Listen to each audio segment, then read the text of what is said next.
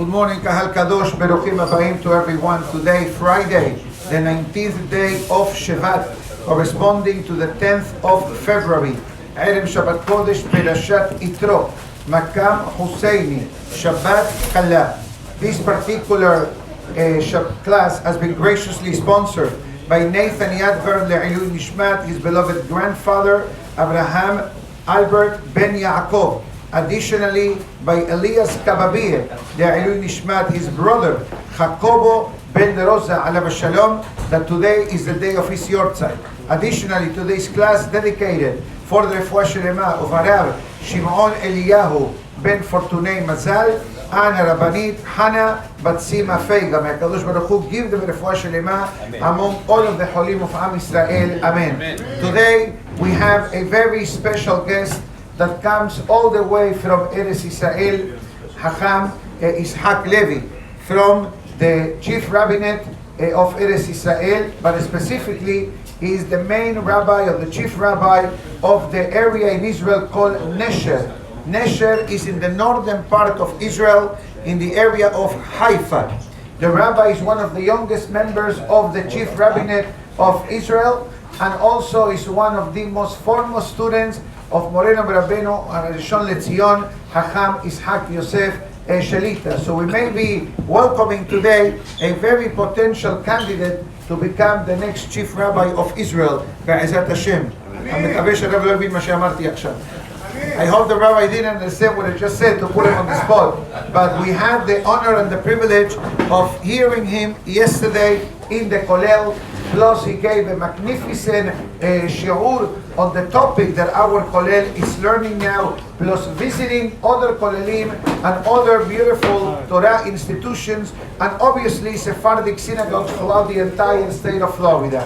And we don't really have this honor and this privilege of welcome such a great luminary on a regular basis, although we do have occasionally great hakamim of visiting us rather, but we have this Erev Shabbat Perashat Yitro to welcome the great hakam. So we bless the rabbi that should have a great beracha naslaha in all his endeavors. Amen. And to continue the outreach. You have to understand, Haifa in the northern part of Israel is not Bnei Brak, it's not Geula, it's not Ramot, it's not Mea She'arim. It's in the northern part of Israel with a lot of Yehudim and a lot of outreach work that, based on the information that I received, the rabbi is literally changing the face of the city to make it more closer to Avodat Hashem, to the Torah and the Mitzvot. The rabbi's main language is in Hebrew, but Hebrew is easy to understand based on my experience. But nevertheless, we're going to give over the mic to the great rabbi, and then every few minutes, Be'ezat Hashem, I'll do my best to translate. And if the time allows it, before 10, we'll continue the topic of the Shovavim that we discussed for the past few days. אז אני אביא את הרמקול הרב, ככה, הרי יכול להחזיק את זה ביד, יהיה יותר קל. אני אשים פה, לכבוד שבת קודש פרשת יתרו. טוב, בסדר. זה הרמקול? זה הרמקול, כן. ברשות כבוד הרב הגאון רבי יוסף גלמידי שליטה, גמרא דאתרא, כבוד הציבור הקדוש, כל אחד ואחד, לפי כבודו ומעלתו. אנחנו נדבר, היום אנחנו ערב שבת קודש, פרשת יתרו, כמו שהזכיר הרב, נגיד הלכה ששייכת לערב שבת. יש לנו הלכה בשולחן ערוך, אסור לאדם לקבוע סעודה שלא רגיל בה בימות החול בערב שבת. כלומר, סעודה גדולה, רוצה לשבת עם בני המשפחה, מזמין את כולם, בוא נשב, נעשה חפלה. יש לו איזה יום הולדת, יש לו איזה שמחה, רוצה לשבת, לשמוח עם כולם, לאכול ולשתות סעודה גדולה, אסור. למה? שמי ייכנס לשבת כשהוא לא תאב. יש מצווה שאדם נכנס לשבת, כבר בכניסת השבת יהיה לו תאבון, יחכה. מתי יגיע הקידוש, מתי יגיע הסעודה, זה לא סעודה של רשות, זה סעודה של מצווה. כל היום, מיום שישי בבוקר, שישי. כן, אנחנו עכשיו אוכלים ארוחת בוקר. אבל ארוחת בוקר זה בסדר, זה סעודה רגילה. אבל אם אדם רוצה לשבת לעשות על האש, על המים, לשבת לעשות סעודה ככה גדולה, זה אסור. הגמרא מספרת, היו שתי משפחות בירושלים, השם ישמור, נעקרו מן העולם, לא נשאר מהם שריד ופליט. מה היה? אחת עשתה סעודה גדולה ביום שישי, והשבת טבעה את עלבונה. היו אוכלים, שותים הרבה, מגיעים בליל שבת, וכבר אין תיאבון. אולי אוכלים משהו בשביל לצאת ידי חובה. אבל זה שבת, אתה צריך להתכונן לשבת. אחת ההכנות זה לא לאכול יותר מדי כדי שיבואו בהתלהבות לסעודה של שבת. הייתה משפחה שנייה שנעקרה בשבת, נקרא מן העולם מסיבה אחרת, שמה עשו? ביום שבת שהיה שיעור של החכם, במקום שיבואו לשמוע את הדברי תורה, היו קוראים את הסעודת שבת בדיוק בזמן של השיעור של החכם. וככה לא היו באים לשמוע. למה אתה לא בא לשמוע דברי תורה? החכם אומר דברי אלוהים חיים. לא, אנחנו עושים סעודת שבת, אני לא יכול לבוא לבית כנסת. אז פה התורה טבעה את עלבונה ונעלמו מן העולם. וכאן לומדים, בערב שבת, כמו שאמרנו, זה המקרה הראשון שהגמרא מביאה, אדם מותר לו לאכול, לא צריך להיות בתענית, אבל לא יעשה סעודה גדולה שלא רגיל בה בימות החול. Before I start, I'm listening to the great Hacham, and I'm listening to the voice of Hacham of Rabbi Yosef, Zecher Tzadik V'Kadosh Livracha. And I'm Abdil, his son, Hacham Ishak. I'm not sure if you noticed that, but that's my opinion. So I'm shaking inside, but it's him. But the voice is also good. So the Hacham starts discussing an interesting halacha that I like to explain it in the American style. אני אתרגם את זה מה מנהג של כמה אנשים שעושים. זה נקרא סעודה של מזה. מזה פארי, לחמג'ין, קיבה, סמבוסה, מרוקן סיגר, כל המטעמים. אז אני אדבר בנוסח הזה, שאנשים פה יבינו, הכל, בכל מכל כל. So what I'm going to say now, on behalf of the rabbi, may not be popular for a lot of people, because some people do it not knowing that it's actually a prohibition from the halakha. I'll explain with anesthesia, but straight to the point. אני אמרתי להם שאני אגיד את זה, אבל זה לא יכאב. אני אביא את זה עם הרדמה. אבל שהם יבינו על מה הכוונה. There is a halakha that says that a person is not allowed to be קובע סעודה on ערב Shabbat. What does it mean קובע סעודה? It means that a person makes a heavy meal before Shabbat starts. And the reason why the halakha has such a decree is כדי שייכנס לשבת בתיאבון. So when you come into the Shabbat, you're going to have the desire to eat. You're going to have the appetite to eat. But if you made a maza party, the way it's called in America, okay? And I apologize if someone is offended by this term, but this is the way that is known in the northern hemisphere, okay? So a person makes a maza party on a Friday afternoon. By the time Shabbat comes, the person will not have the need or the desire to eat and to enjoy the meal of Shabbat. Even though that a person may eat something on Shabbat night, that's heke, yani, let's say that I ate on Shabbat night. But the halakha is that a person is not allowed to have a heavy meal. Now, halachically, you're allowed to have breakfast, aruchat boker, you're allowed to have. But the closer we get to the Shabbat, the less you need to stop eating. How much time? I'll ask the rabbi in a moment. But definitely, lunch you can have if Shabbat is at 6 o'clock, 7 o'clock. But if you're going to do a maza party at 4 o'clock, 2 hours before Shabbat, for sure you're going to be able to eat the Sa'udah. Now, the Gemara brings two stories of two families that came to the world, they left the world, and there was no reminder that they existed in the world. So if it's Gemara, there is no public records or tax return or social security number. They came, they lived, and they left the world. And the Gemara explains why such a tragedy affected two specific families. One family used to organize a party of meal before Shabbat. Literally. So when Shabbat came, nobody ate. I don't want to eat. That's number one. Number two, there was another family that on Shabbat lunch will set up the lunch of Shabbat at the same hour that the rabbi was giving the shiur in the synagogue. So when people ask them, why don't you come to the class? No, I have to eat my Sa'udat Shabbat. But hold on, you finish praying by 11:30. You're going to start lunch, dafka, specifically during the moment that the rabbi is talking in the synagogue.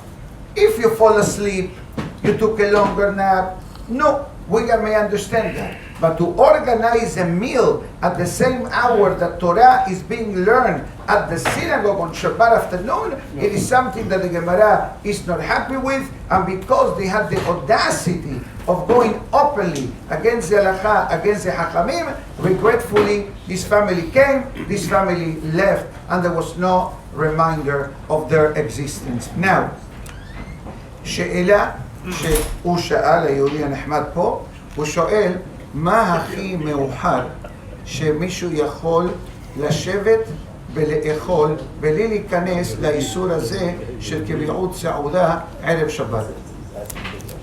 I already asked you a question.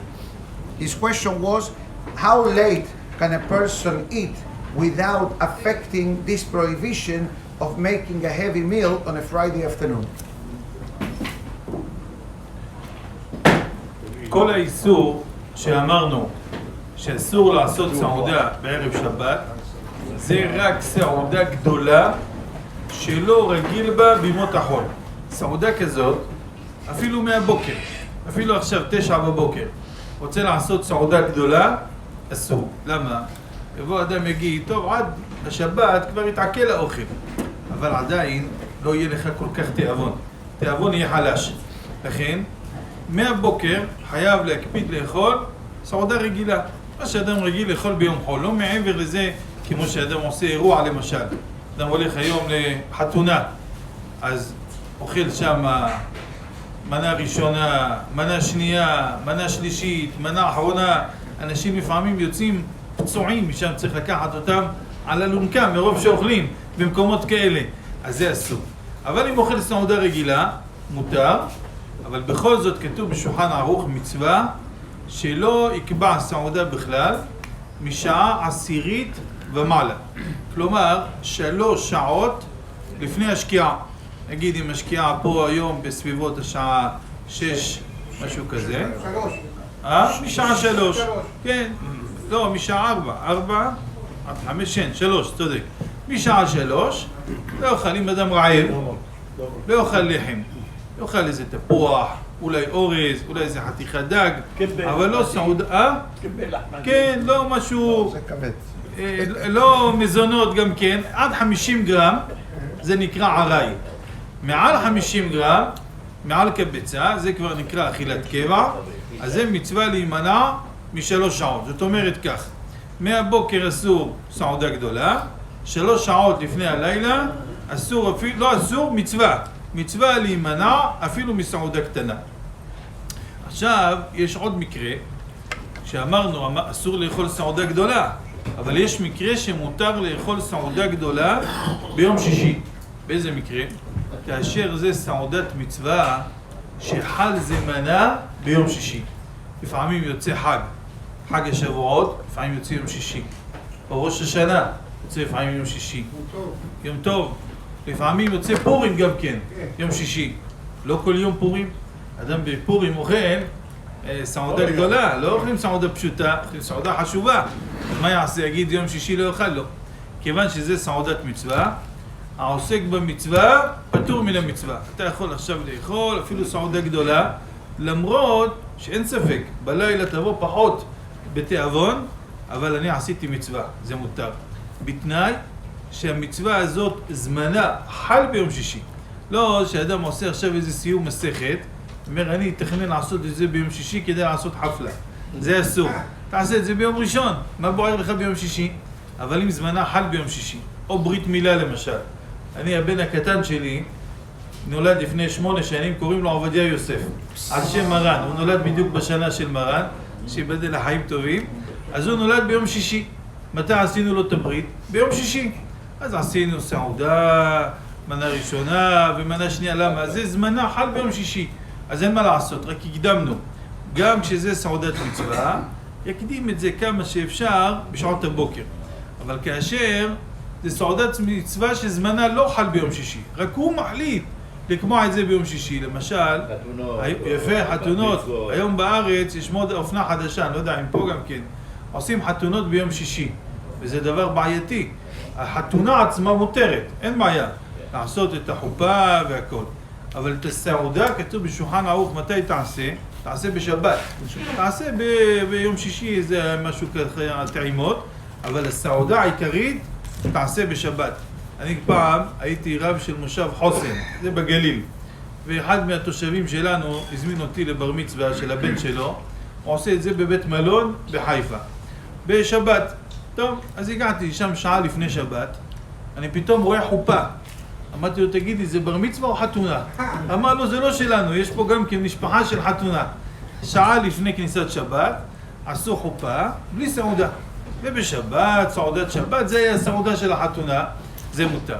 אבל לעשות את הסעודה ביום שישי, זה אסור. למה? אפילו שזה סעודת מצווה, אבל מי קבע שאתה צריך לעשות דווקא ביום שישי? דווקא סעודת מצווה שזמנה חל ביום שישי, מותר לעשות אותה אפילו סעודה גדולה. אבל סעודת מצווה שאתה מחליט לעשות ביום שישי, זה אסור. Okay, beautiful explanation. I will give you the abridged version. So concerning the question, how late can a person eat and not inflicting this halachic challenge of setting up a meal before a Shabbat? So the latest that a person can eat is more or less 3 hours before Shabbat start. Within the 3 hours, you can have maybe a slice of fish, maybe you can have an apple. Mezonot, you cannot have more than 50 grams, which is less than 2 ounces. So this, if you go to, let's say, a person has a maza party, like we said, you need to be careful of not eating more than 1.5 kibbeh navelsia. Or 1 kibbeh or 1 lahmajin, that may be too much. So most of us, when we go to such a thing, not that we go, but honestly speaking, you're going to sample one of each. If you're going to sample one of each, you're already inflicting in the halachic prohibition of having a full meal. Now, there are certain exceptions to this statement.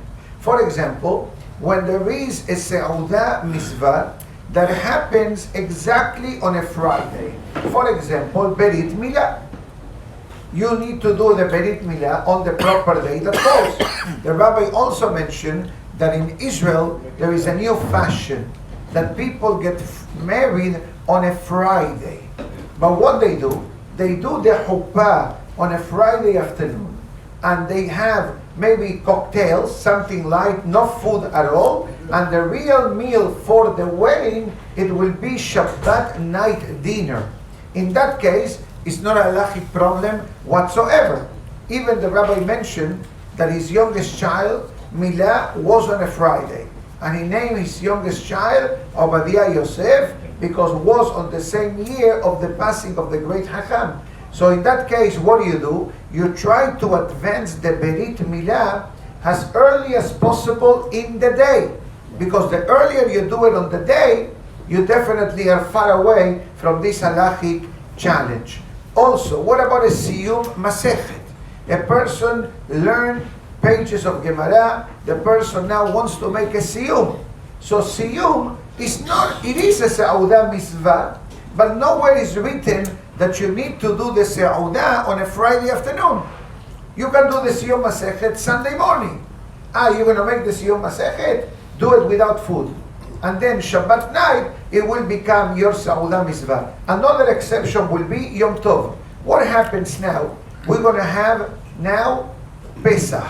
Pesach falls Wednesday night.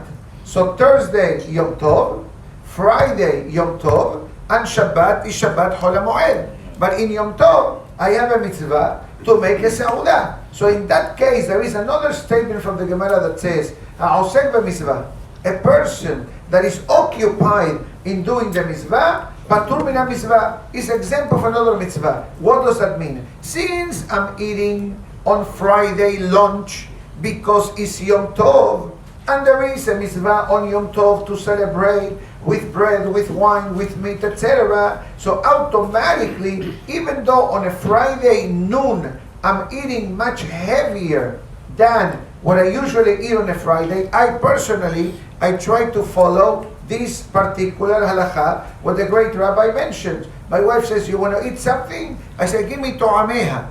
In other words, give me a small piece of fish or maybe a little bit of chicken, nothing heavy. So when Shabbat Kodesh comes, in that case, I'm able to eat with enjoyment the meal 3 hours before. Now, on Yom Tov, that happens to be on a Friday, because it's a mitzvah of Yom Tov, bismana. In other words, the only reason why Friday, second day of Pesach, lunch, I'm going to have matzah, I'm going to have perhaps fish, I'm going to have salads, I'm going to have meat or chicken, something that I never do on a regular Friday, because I'm doing it lichvod Yom Tov. So in that case, I'm allowed to do it and not minimize the Yom Tov meal because it's Erev Shabbat. As long as I'm covered within 3 hours, I finish the meal before 3 hours before Shabbat starts, so I'm halachically covered without any problem. And if you want to make a maza party, the way we discussed before, do it on Sunday, right? But if you're going to do it on Friday, try to minimize the amount of food and try to do it to be finished before the 3 hours before Shabbat starts. This way you don't have any halachic issue whatsoever. Because remember, once you cross the 3 hours boundary, you cannot eat more than 50 grams of mezonot, which is less than 2 ounces. 2 ounces is approximately 54, 56 grams approximately. Like a pizza? No, a slice of pizza could be 100 grams. Maybe half a slice you can have. זה גמור. יש עוד עניין בנקודה הזאת. כותב האור זרוע, זה אחד מהראשונים, כותב חידוש מאוד גדול. הוא אומר, מה למדנו עכשיו? שסמוך לשבת, 3 שעות לפני השבת, אפילו סעודה קטנה כדאי להימנע. מעל 50 גרם לא כדאי שאדם יאכל. סוף סוף הוא לא יבוא בתיאבון לשבת. לפי זה הוא אומר, לא טוב המנהג שאוכלים בשבת, ככה הוא אומר, תכף נגיד מה ההלכה. הוא אומר, לא טוב המנהג שאוכלים בשבת בבוקר, אחרי תפילת שחרית, עושים קידוש, ומביאים בשולחן, הוא כותב גרימזל, שוואד הגרימזל, זה לחם עג'ין של האשכנזים. אז זה קוגל, גרימזל זה ביידיש אטריות, זה הקוגל שלהם. הם אוכלים קוגל, מה שיהיה, שברית מילה, או איזה שבת חתן, או איזה שמחה, זה ודבת או משהו, מביאים תמיד בשולחן קיגל. אצלנו הספרדים מביאים הרבה דברים, אבל הם יש להם רק דבר אחד, קיגל. מה הסיבה שהם מביאים רק קיגל? הרב אלישיב כותב, אומר דבר מעניין. אנחנו אצל הספרדים מביאים כל מיני עוגות, כל מיני מאפים, ואדם יושב אוכל, איזה שפע, גם רעב, אחרי תפילת שחרית של שבת, בפרט שיש שמחה, יש חזנים טובים, יש שירים, יש מוסיפים, הוא רעבים, גם צמאים, נפשם בהם תתעטף. הוא רואה שולחן מלא, יאללה מתחיל לאכול מזה וגם מזה וגם מזה, אל תנח ידיך. אחרי שאכל ככה מכל המזונות, על המחיה והולך הביתה. אדוני, אתה צריך לברך פעמיים ברכת המזון, והשיעור שאכלת, קביעות סעודה, מה זה, ברכת המזון אתה צריך לברך, מה אתה עושה על המחיה? אז לכן, אדם חכם עיניו בראשו, ישים לב, מעל לשיעור 4 ביצים, מעל לשיעור 216 גרם, זה כבר ברכת המזון. מה עשו אשכנזים? פתרו את הבעיה. מביאים רק קיגל. קיגל זה עשוי מטריות מבושלות. ברגע שזה מבושל במים, זה מעשה קדירה, אין לו תואר של לחם. למה כתוב בפסוק, ואפו 10 נשים לחמכם בתנור אחד. לחמכם בתנור. מתי יש לו גדר של לחם? רק שזה עובר בתנור. אבל אם אתה מבשל בצק, כמו קובה, כמו דברים כאלה, אתה מבשל אותם או סמבוסק מטוגן, כל מיני דברים כאלה, כמה שתאכל, תאכל חצי קילו, תעזוב נפשי לשאול, תמיד זה יישאר מזונות ועל המחיה. אז לכן עשו את הקיגל הזה שהוא מבושל במים, כמה אדם יאכל, יברך פעם היה אדמו"ר אחד, אמר קיגל, זה גימטריה עונג שבת. אמרו לו, איך קיגל גימטריה עונג שבת? איך הגעת לזה? קיגל יש לו קוף, גימל, למד, עונג שבת יש שם שין, תף. אמר לו, אני אוכל עוד חתיכה ועוד חתיכה עד שאני אגיע לגימטריה. אז הם ככה עושים, והם פותרים את הבעיה, אין להם בעיה של ברכת המזון. אבל טוען האור זרוע, ברגע שאדם בא אחרי התפילת שחרית של שבת, הם אוכלים קיגל, אנחנו אוכלים לחמאג'ין, לא משנה, אבל אחר כך אתה מגיע לסעודה, זה לא אותו תיאבון. אם לא היית עושה את המזה פרי, מזה, לא היית עושה את המזה הזה, אחר כך מגיע לסעודה, אתה אוכל יותר בהתלהבות, יותר בתיאבון. אז כמו שאמרנו בערב שבת, יהיה אסור לאכול, לא אסור, מצווה להימנע, לא לאכול סמוך לשבת, כדי שיכנס לשבת יותר בתיאבון. גם פה צריך למנוע את זה, ככה טוען האור זרוע. הדרכי משה, הוא עונה לטענה שלו. אומר, המנהג לא ככה, חוק חזה מעמד הבר. בכל המקומות, בפרט כשיש איזו שמחה, עושים קידוש, מביאים כיבוד, וככה ברוך השם אנשים באים לבית כנסת ושמחים. אבל מה נענה לטענה שלו? אומר פשוט. בערב שבת, אם אדם אוכל לפני כניסת שבת, אוכל לחם, אוכל עוגות, אוכל דברים, ככה שממלאים לו את הבטן, אין שום מצווה באכילה הזאת. אז בשביל מה אתה אוכל? זה בא על חשבון סעודת שבת, זה אסור לך. אבל פה שאדם אוכל בשבת בבוקר, בקידוש אחרי התפילה, גם זה מצווה, וקראת לשבת עונג, הוא מענג את השבת, כמו שאמרנו קודם, לעניין סעודת מצווה, שחל זמנה בערב שבת, אתה עוסק במצווה, פטור מן המצווה, גם פה עושה סעודת מצווה, זה נכון לא סעודה, אבל עושה עונג שבת. כל מה שאדם אוכל, כתוב בשולחן ערוך סימן רשנון, ירבה בבשר ויין ומגדנות כפי יכולתו, ככה לשון של מרן. כלומר, מה שאדם יכול כפי כוחו, ירבה, זה מצווה. לכן, אפילו שזה יבוא על חשבון החמין שהוא אוכל אחר כך, לא יאכל אותו כל כך בהתלהבות, אבל כיוון שגם עכשיו הוא עושה מצווה, כבר יש לנו שבת עכשיו, כל אכילה ואכילה זה מצווה, לכן לא עושה שום איסור. רק מה? שבסוף יעשה סעודת שבת עם לחם. זה לא יכול להיות העוגות האלה, כל הדברים, המאפים האלה במקום הסעודת שבת. יאכל סעודת שבת, בפרט אשתו טרחה על זה, שלא יהיה לו בעד בשלום בית אחר כך, יגיד לו, אתה הולך לבית כנסת, בא שבע, אתה לא אוכל שום דבר מה שאני הכנתי, לא, יאכל. אבל יאכל פחות בהתלהבות, זה אין דבר, אין בזה שום איסור. Beautiful. יפה, יפה מאוד. סלטים פה ממלאים את הבטן. כן, בסדר. עכשיו אני אסביר קצת מה שהרב אמר. Okay, so the great Hacham is quoting the Or Zarua that discusses what was the Ashkenazi tradition of yesteryear, that they used to serve in the synagogues something called kugel or kigel. There are all kinds. You have Yerushalmi kugel, you have sweet kugel, you have a spicy kugel, you have all kinds. I like them, by the way. Very nice. So there is no chicken kugel. No, don't mix. Don't mix. No, it's like you're saying lahmajin with cheese. No. No. Haz v'shalom. Lekus ha'jibin. That's a different one. Anyway, so it says that they used to serve these in the synagogues, and they explain that there is a difference in the way of the food. What does it mean? Bread, it's something that is baked in the oven. The kugel, back then, it used to be made on the pot. They used to boil the pasta. And once you boil the pasta, it's a whole different ballgame concerning the Rachaf Birkat Hamazon. What does it mean? If you eat mezonot, right? Let's say that you eat now 4 bagels. 4 bagels is too much for any of us. But once you reach the number of half a pound, 216 grams, you must recite Birkat Hamazon. In the Sephardic menu is a bit different. Because let's say in our synagogue, after Shabbat Shaharit, we have maza. Okay? You have, for example, lahmajin. You have, for example, kibbeh abelsiyah. Okay? Now, you have also chicken fingers. Thank you. מזכיר שיש גם אצבעות של עוף, גם. ויש גם בורקס. Okay? Some meat of sambusak, etc. It says, once there is a difference, the Halacha says, quoting the Darkei Moshe, that says that there is a difference on the Friday afternoon meal and the Shabbat after prayer meal. Otherwise, we will not be able to serve the Kiddush that we are serving every Shabbat.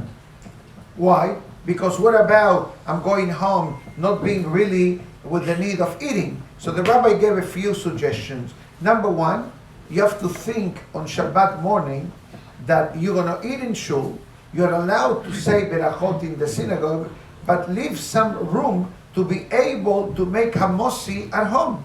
You cannot say, I had already maza after the knis, and automatically I did my sauda. No, because the sauda of tomorrow doesn't have bread. That's number one. The sauda of Shabbat needs to have bread. And the halakha says, on Shabbat, go all out.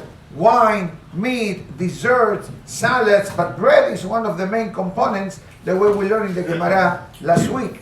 But, he says, there is one aspect that we must remember. You go home after you finish your Maza Kiddush here. Now, your wife says, let's sit down to eat lunch. And you say to her, I already ate kibbeh in the synagogue. What's going to happen in your house? You're not going to eat so much. Hazako, you're not going to eat at all. Hazako Baruch. So what are going to have, like the rabbi said, then you're going to have an issue with the shalom bayit of your wife. Your wife says, I prepared all this Shabbat meal, and you're telling me now that you already had Kiddush in the synagogue, therefore you're not going to eat? So Hacham Einav Berosho, the Pasuk says, your head and your eyes needs to be on your head. So let's summarize. On a Friday afternoon, 3 hours before Shabbat, you shouldn't eat nothing heavy. Shabbat morning, after the prayers in the synagogue, you're allowed to eat. But make sure that when you go back to your home, you're gonna need to make hamosi, and you're gonna be able to enjoy the sauda of Shabbat. Eating a lot at the synagogue, even though it's permissible, because I'm in Shabbat mode. So for me, I'm eating in Shabbat. But if eating excessively Shabbat morning at the synagogue will hinder your sauda of Shabbat at home, or having lunch with your wife, so then you're doing a mitzvah of enjoying the Shabbat, but you're creating a dramatic situation at home with your wife. So therefore, you need to have the balance of eat something, shmooze with your friends, but make sure to go home and to make a motzi and drink over sauda, etc. Sauda shlishi is a different ballgame. Let's hear now. Rabbi, halakha hamotzi Shabbat afternoon? Sure. 3 saudot of Shabbat must contain bread. עוד נקודה בנושא הזה, שאדם אוכל בבוקר אחרי סעודת שבת, אוכל מזה, אוכל כמו שאמרנו עוגות, פה יש הרינג, אחרי נץ. בטח. אחר כך יביאו קוגל גם. עוד מעט. Intro. Yeah, הרינג. in the נץ בניין. צריך לשים לב שני דברים. דבר אחד, אם אדם אוכל בבית כנסת אחרי התפילה, הוא בא הביתה אחר כך, האם צריך לעשות עוד הפעם קידוש, או שדי לו בקידוש הוא שמע בבית כנסת. יש לנו הלכה, אין קידוש אלא במקום סעודה. תלוי אם עשה סעודה בבית כנסת או לא עשה סעודה. מה זה סעודה? יש שני דברים, יש סעודת שבת ויש אין קידוש אלא במקום סעודה.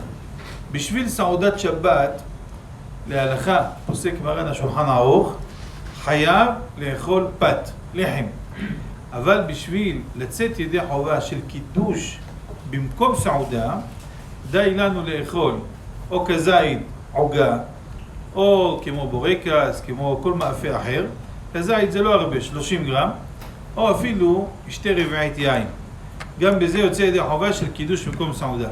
אבל אם הוא לא עשה את זה, הוא לא רוצה להישאר עייב לסעודת שבת, הוא רק טעם איזה הרינג אחד, איזה נקניקייה אחת, איזה דבר, איזה כוסית של משקה, לא שתה, עוד מעט טעם רק מהיין, הוא לא יוצא ידי חובת קידוש במקום סעודה, צריך לבוא הביתה, לחזור לעשות עוד פעם קידוש. אז זה בשבילו, אבל הפסוק אומר וכיפר בעדו עד ביתו. אשתו ודאי, ביתו זו אשתו. לכן צריך לבדוק בבית, כשאדם מגיע הביתה, אם אשתו כבר עשתה קידוש. יש אישה שהיא חכמה, אין לה בעיה. היא קמה בבוקר, רוצה לאכול עוגה, קודם כל עשה קידוש. שמה יין, רכד, זה לא מסובך. יכולה לעשות לבד. בסך הכל צריכה לברך בורא פרי הגפן, זה העיקר של הקידוש, זה הכל. אבל יש אישה, יש לה דמיונות. אומרת, מה, אני התחתנתי, מה, אני אלמנה, שאני אעשה קידוש לבד? אם אני אעשה קידוש לבד, אולי יקרה משהו, מפחדת. אני התחתנתי בשביל שבעלי יעשה קידוש. כאילו רק בשביל זה התחתנה. אז היא לא רוצה לעשות קידוש לבד, היא מחכה לבעלה עד שיבוא. הבדלה. עוד לא סיימנו עם עוד קידוש. אנחנו בקידוש בבוקר, אני עוד רעב. אז אם הוא יודע שאשתו, הילדים, מי שנמצא בבית, עדיין לא עשה קידוש, אז כמובן שאפילו אם הוא אכל עוגות, אכל הכל, בא הביתה, חייב לעשות בשבילם קידוש. אבל אם הוא יודע שהם אחראים, עושים את הקידוש, והוא אכל כזית עוגה בבית כנסת, בא הביתה, יכול מיד ליטול ידיים לעשות סעודה, לא חייב לעשות עוד הפעם קידוש. אבל יש עוד נקודה בעניין הזה, צריך לשים לב אליה. בגלל שאנחנו אוכלים אחרי התפילה בבוקר, עושים קידוש ואוכלים איזה דברים, בא אדם הביתה אחר כך ועשה סעודת שבת, אכל חמין, אכל מה שאוכלים, אחר כך בברכת המזון שכח לומר רצה ואכליצנו. מה הדין? האם צריך לחזור על ברכת המזון או לא? לפי ההלכה, אם אדם לא אמר רצה ואכליצנו, כתוב בשולחן ערוך בסימן קפ"ח, לא אמר רצה ואכליצנו בלילה או בבוקר, חייב לחזור. בסעודה שלישית לא חייב לחזור. פה זה סעודה שנייה, זה לא סעודה שלישית. זה שאדם עושה את החמין אחרי העוגות, זה עדיין סעודה שנייה. יש עדיין חובה לעשות סעודה שלישית. אבל מרן, רבינו עובדיה יוסף, זכותו תגן עלינו, הוא כותב חידוש גדול בספר חזון עובדיה.